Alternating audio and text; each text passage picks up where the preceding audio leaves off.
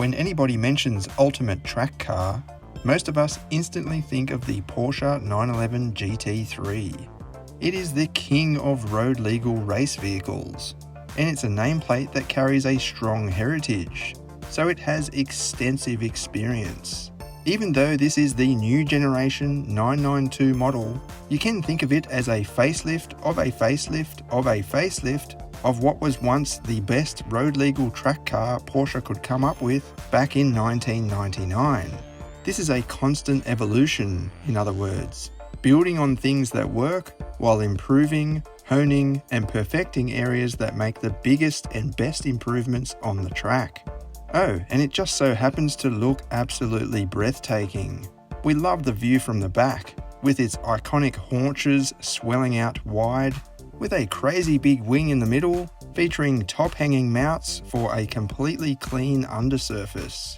This is all for maximum effect. There's also a full diffuser underneath, and those trademark twin exhausts poking out right in the middle. These wheels are made from forged alloy and feature center-locking nuts, just like an actual racing car. They measure 20 inches on the front and 21 on the back. Perhaps more impressively, they are 12 inches wide on the back too, with whopping 315/30 tyres. Massive grip paired with serious downforce results in astonishing cornering speed potential. Inside, this example is optioned with the Club Sport pack, with the full racing bucket seats. There are some creature comforts though, such as cup holders, a big touchscreen, climate control, and even a nose raise function for the front end, so you don't scrape on speed bumps. The seats are pretty much like moulded body wraps, and you need them, because the cornering G-forces can be very high. Surprisingly though, they are quite comfortable too. We spent a number of hours in them during filming and testing, and jumped out without complaint. You can forget taking passengers in the back, as that space is occupied by the roll cage.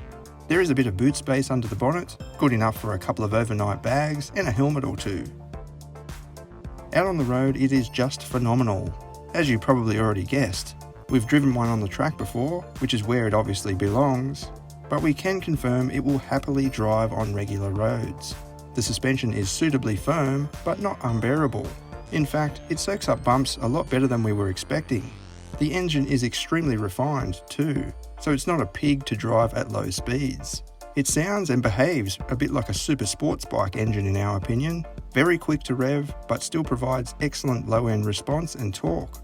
The noise is just sensational, especially through a mountain road, where sounds bounce and echo off rock faces. It's enough to send goosebumps down your spine. In fact, we'll just shut up for a second so you can have a listen for yourself.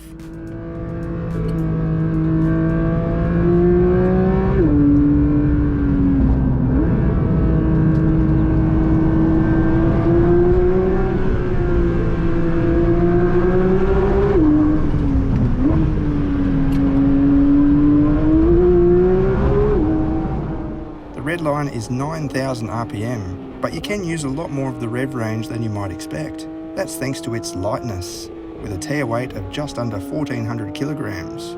Performance is, of course, exhilarating. This is what it goes like.